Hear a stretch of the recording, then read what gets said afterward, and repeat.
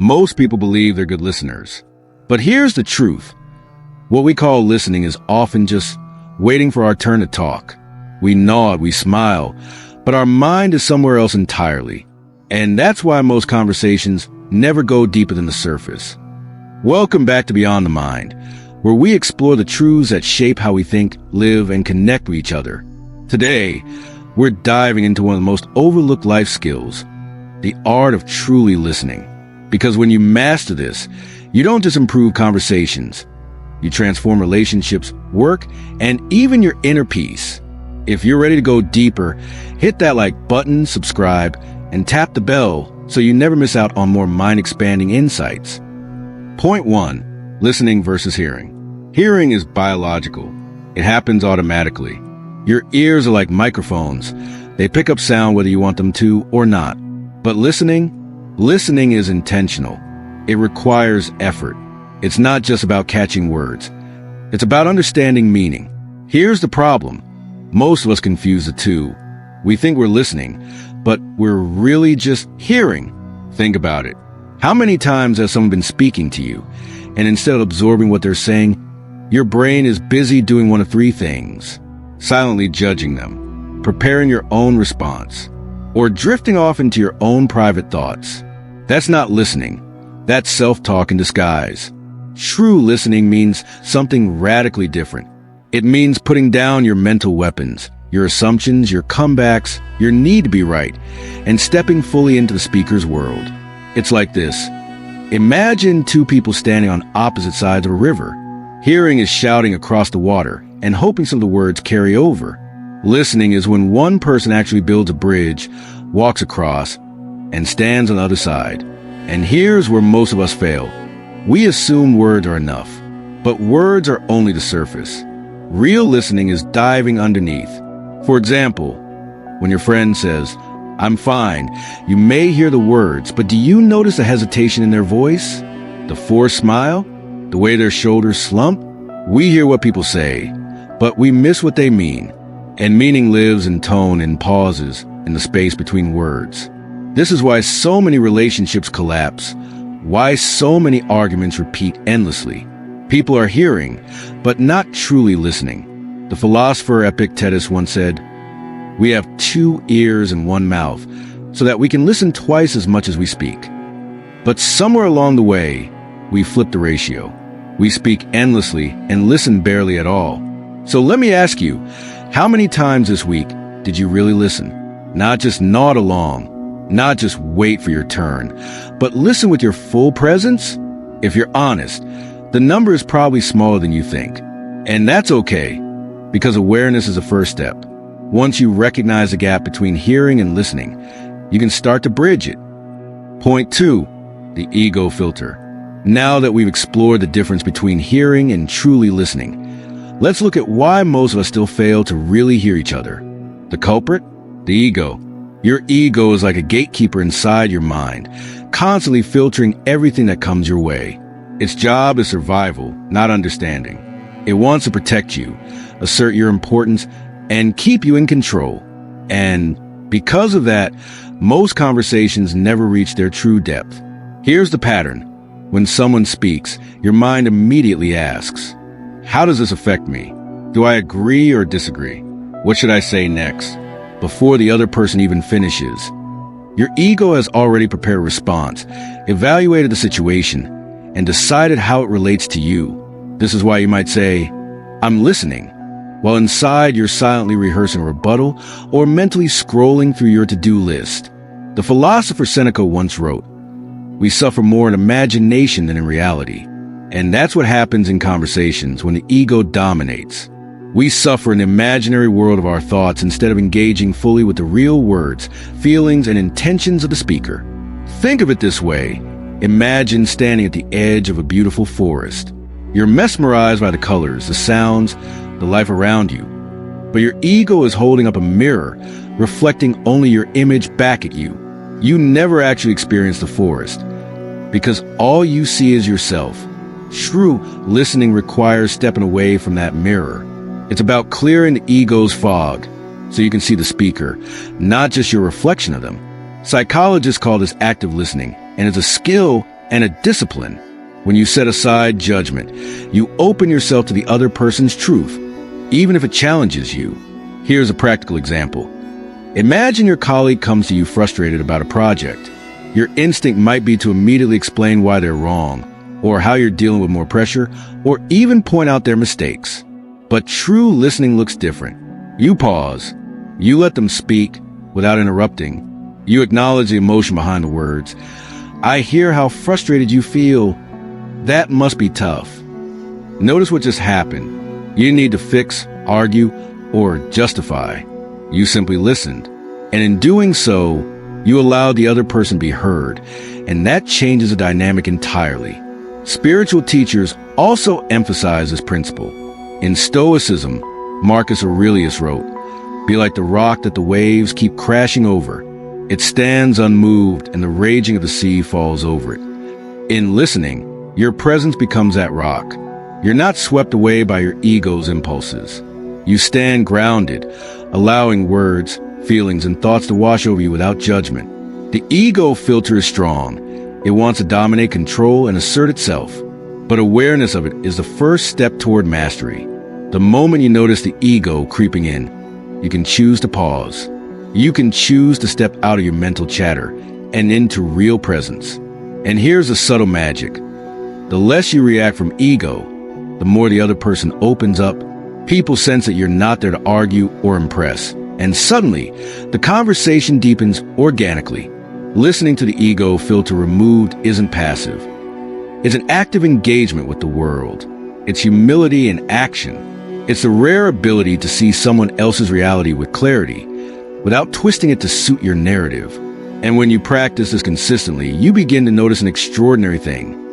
You start learning more, understanding more, and connecting more, not because you're smarter, but because you finally stop filtering everything through yourself. Point 3. Listening as presence. Now that we've examined the ego filter, let's explore a deeper layer of listening. Presence. Presence is a quiet art of fully being in the moment, not just with your ears, but with your mind, heart, and body. It's a radical shift from the way most of us communicate. In a world full of distractions, notifications, and mental noise, being truly present is almost revolutionary. Think about your last conversation. Were you fully there? Or was part of your mind elsewhere, planning your next words, thinking about your to-do list, or replaying a past argument? True listening isn't about replying. It's about being. It's about giving someone the sacred space to exist in your attention. When you do this, you're sending a powerful signal. I see you. You matter. Your words are important. Philosophers, mystics, and spiritual teachers have long emphasized this. The Stoics believed that presence was a foundation of clarity and virtue. Marcus Aurelius wrote, "Do every act of your life as though it were the very last act of your life." In listening, presence is exactly that.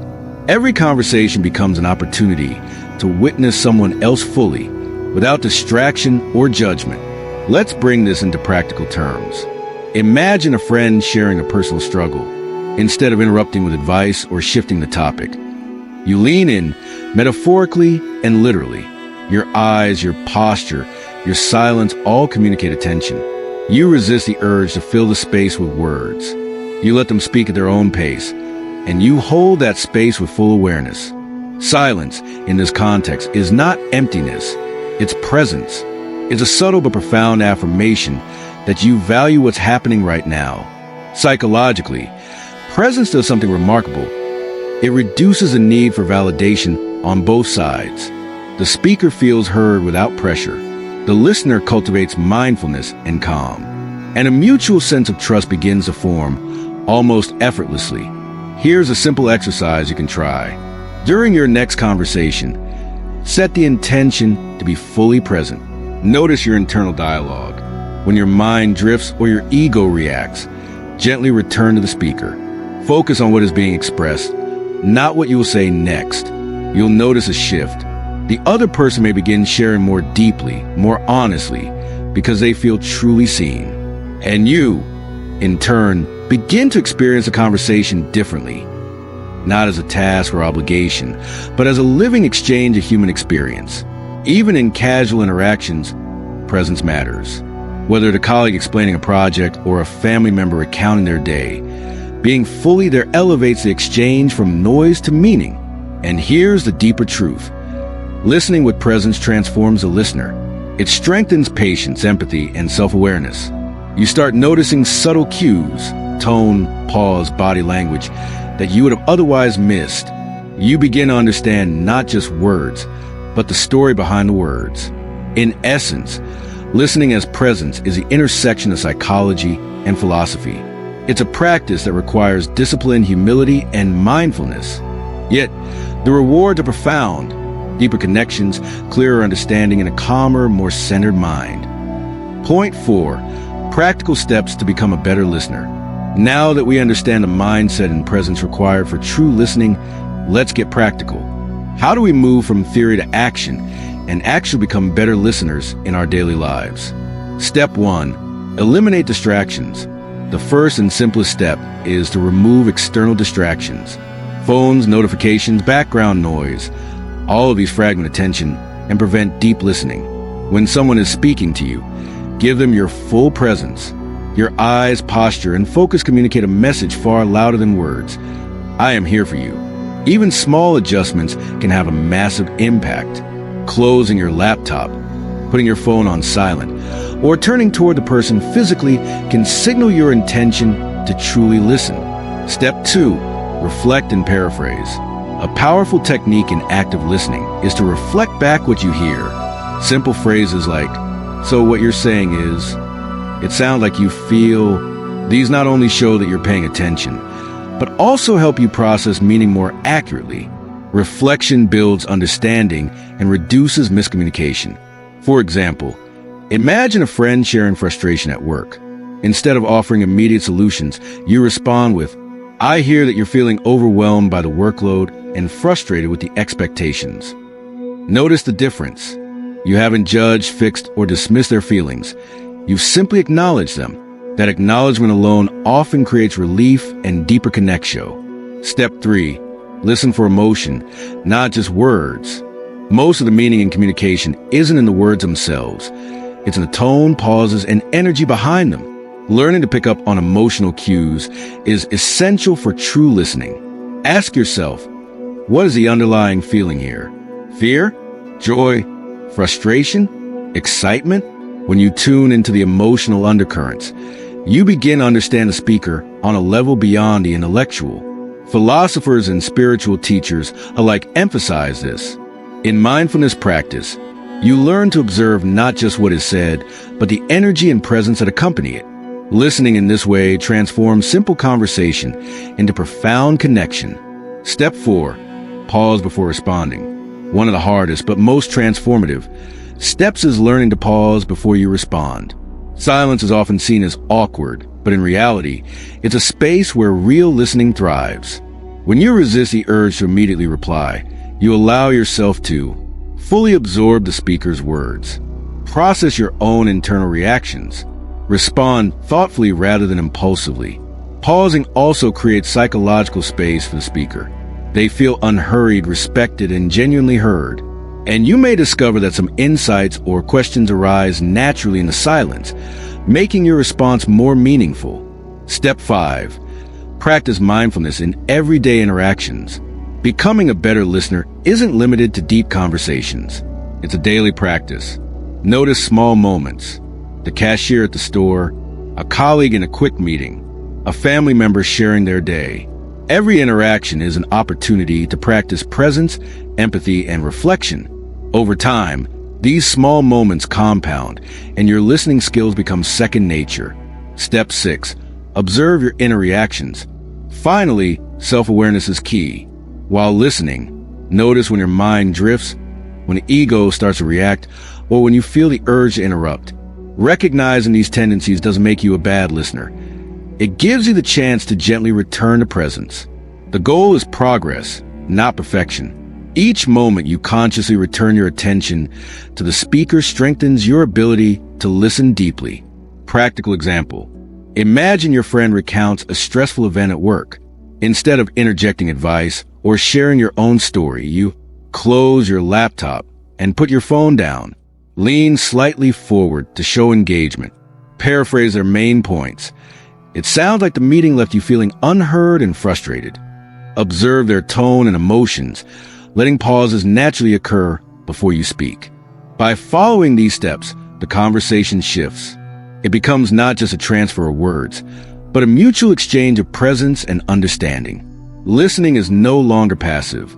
It's an active practice, a skill that, when mastered, can transform relationships, communication, and your own awareness. Point 5. Why listening changes your life. By now, you might be wondering, why does all this matter? Why go to the effort of listening so intentionally? The answer is simple. Because listening changes everything. When you learn to truly listen, your relationships deepen. People feel heard, seen, and understood. That alone builds trust, a rare commodity in today's fast-paced world. Friends, family, colleagues, even strangers respond differently when they know you're genuinely present. At work, listening transforms communication. Misunderstandings shrink, collaboration improves, and solutions emerge more naturally. The conversations that used to feel frustrating or circular suddenly gain clarity and purpose. And here's the most profound change. Listening reshapes your inner life. When you quiet the mental chatter, pause the ego, and engage fully with another human being, you cultivate calm, focus, and empathy. You become more patient, more aware, and more in tune with yourself and others. Think of listening as a practice, like meditation. Each time you focus, notice, and absorb without judgment, you're strengthening your inner muscles, attention, presence, and compassion. Over time, these small acts of mindfulness ripple outward into every part of your life. Even small conversations carry enormous potential. The casual chat with a coworker, the fleeting exchange with a cashier, the supportive dialogue with a friend. When approached with true listening, these moments become opportunities for connection, learning, and growth. Philosophically, listening is also transformative because it teaches humility. You realize that other people's experiences are as rich and complex as your own. You begin to step outside the confines of your ego and see the world from perspectives you hadn't considered. In fact, some of life's most profound insights don't come from speaking or debating. They come from simply absorbing and witnessing. When you listen, you're engaged with the world at a deeper level, and that awareness changes how you act, respond, and perceive life itself. Here's a final example. Imagine a tense disagreement with a loved one. Most people react immediately, defending themselves, arguing, or trying to convince. But if you listen fully, you notice not only their words, but their feelings, fears, and intentions. You respond not from impulse or ego, but from understanding. The conversation shifts from conflict to connection. Ultimately, the ability to listen is not just a communication skill. It's a life skill. It strengthens relationships, clarifies thinking, and cultivates a sense of inner peace. And in a world full of noise and distraction, true listening is a rare and invaluable gift. If this video made you pause and reflect on your own listening habits, imagine what could happen if we all practice true listening every day. When you listen deeply, you don't just improve conversations. You transform relationships, build trust, and even cultivate a calmer, more centered mind. So if this message resonated with you, hit that like button, subscribe to Beyond the Mind, and tap the bell so you never miss another insight that can change the way you see life. And share this video with someone who could use a reminder to pause, to slow down, and to truly listen. Because listening isn't just a skill, it's a gift that can deepen every connection you have and enrich your life in ways you might never have imagined.